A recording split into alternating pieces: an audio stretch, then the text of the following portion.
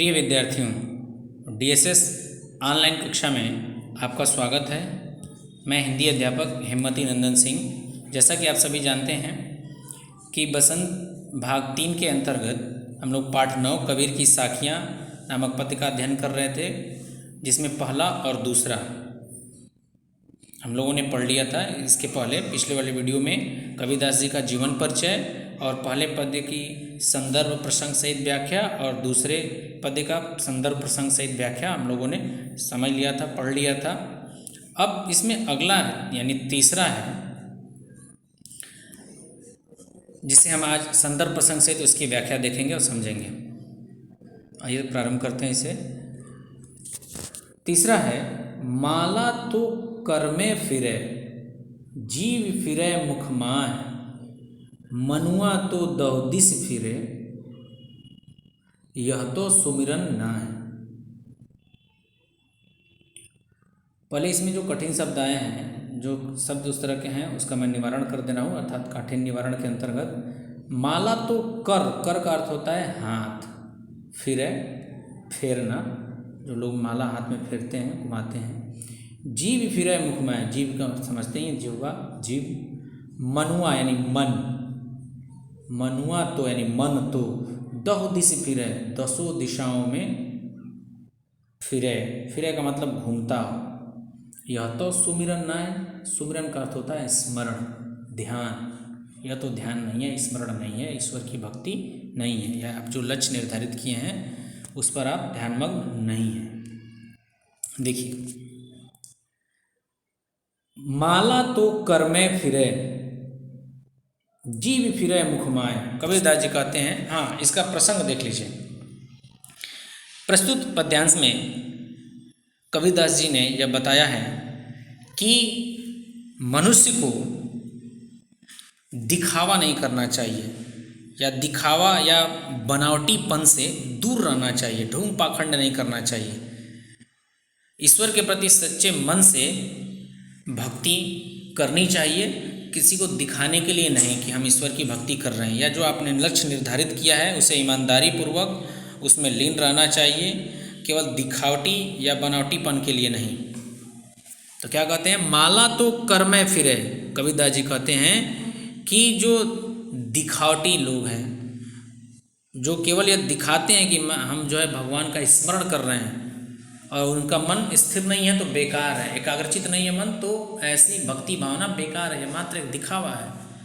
माला तो कर में फिरे, यानी माला उनके हाथ में, माला तो अपने हाथ में फेरते रहते हैं, घुमाते रहते हैं। जीभ फिरे मुख माय, और जिह्वा अर्थात जीभ से वह स्मरण भी, बोलते भी रहते हैं, भगवान का नाम भी लेते हैं और माला भी फेरते हैं, लेकिन वह सच्ची भक्ति नहीं है। सच्ची भक्ति क्या है, मन जो है एकाग्रचित रहना चाहिए।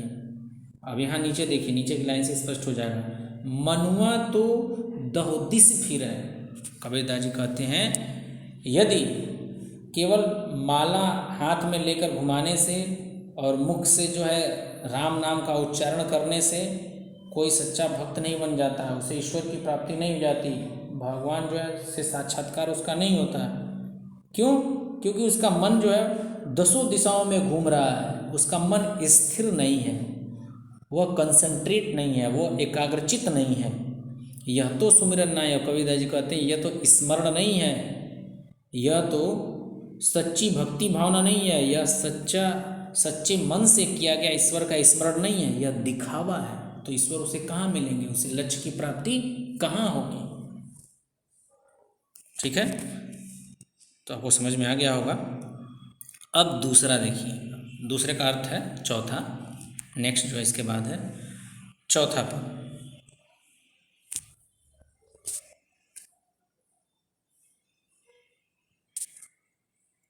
अब इसमें जो है कबीरदास जी कहते हैं कि कबीर घास न नीदिए। कबीरदास जी कहते हैं कि घास को छोटा, निंदिए का मतलब छोटा कहना या निंदा करना भी हम यहाँ से अर्थ इसका ले सकते हैं। इसके पहले मैं अर्थ बता देता हूँ इसका। निंदिए का अर्थ आप कह सकते हैं निंदा करना या छोटा समझना। जो पांव तले यानी पैर के नीचे हो, यानी घास छोटी होती है वो पैर के नीचे आसानी से आ जाती है, यानी बहुत छोटी होती है। उड़ी पड़े, उड़कर जब पड़ जाता है आँख में, खरी दुहेली होय। खरी दुहेली यानी घोर पीड़ा, घोर पीड़ा यानी घोर कष्ट देती है वो, जब वो आँख में पड़ जाए।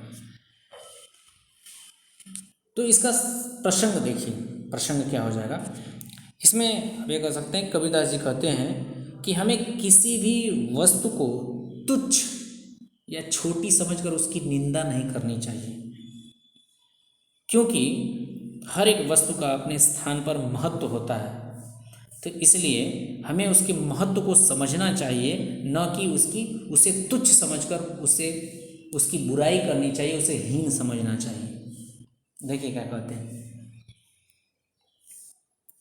कबीर घास न नीदिए जो पांव तले होय।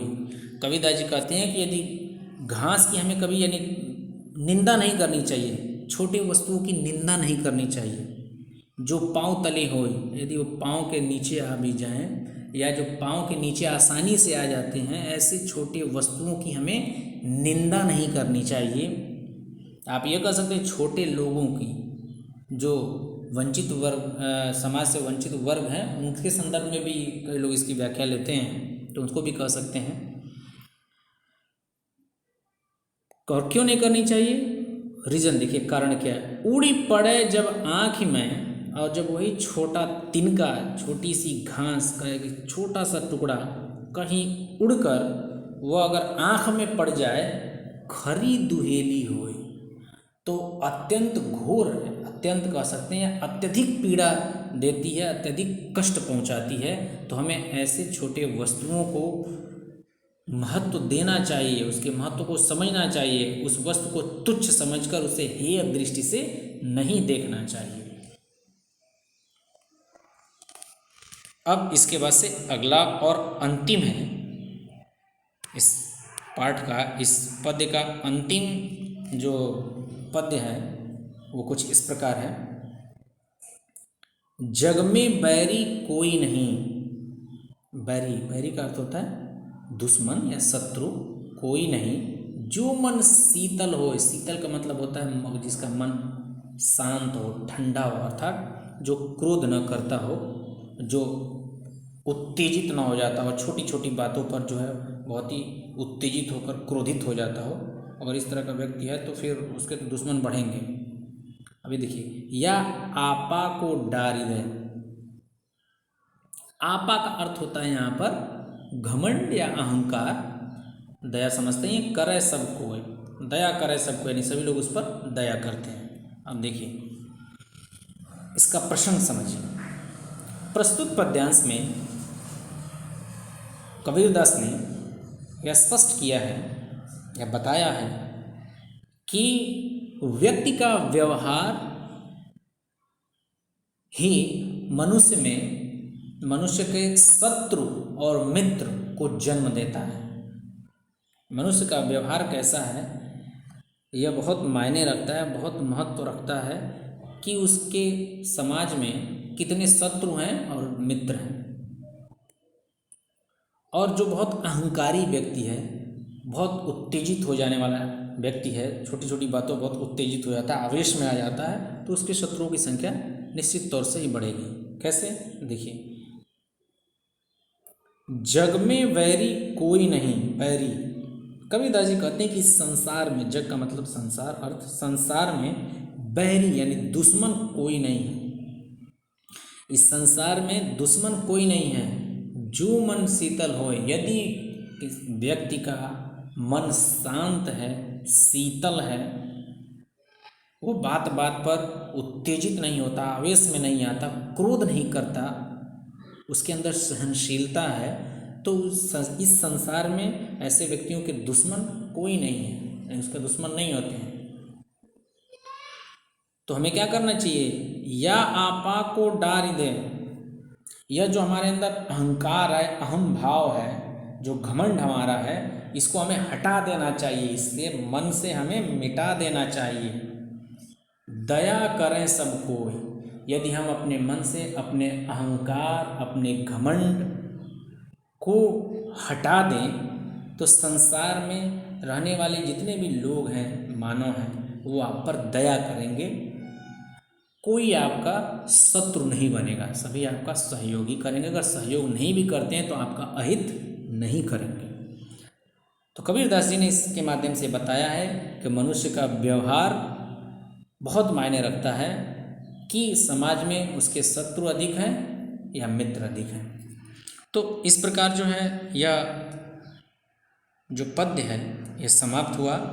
उम्मीद है आपको समझ में आया होगा, और यदि इसके बाद भी आप पढ़िएगा, समझिएगा, सुनिएगा इसे एक बार दो बार इत्मीनान से। अगर नहीं समझ में आता है तब फिर आप व्हाट्सअप कीजिए, मैसेज कीजिए, या फिर कॉल करके, जब भी इसे आप पढ़ने बैठते हैं कॉल करके आप पूछ सकते हैं कि हाँ सर इसका आपने क्या बताया, या ये चीज़ें हमें क्लियर नहीं हो रही हैं। निश्चित तौर पे आपकी समस्या का समाधान किया जाएगा और होगा। आज के लिए इतना ही। अब अगले वीडियो में मैं इस पाठ से संबंधित जो प्रश्न उत्तर हैं, अर्थात इस कविता का जो प्रश्न उत्तर है पद्य का, मैं आपको भेजूंगा, जिसे आप फेयर में लिखिएगा। आज के लिए इतना ही। धन्यवाद।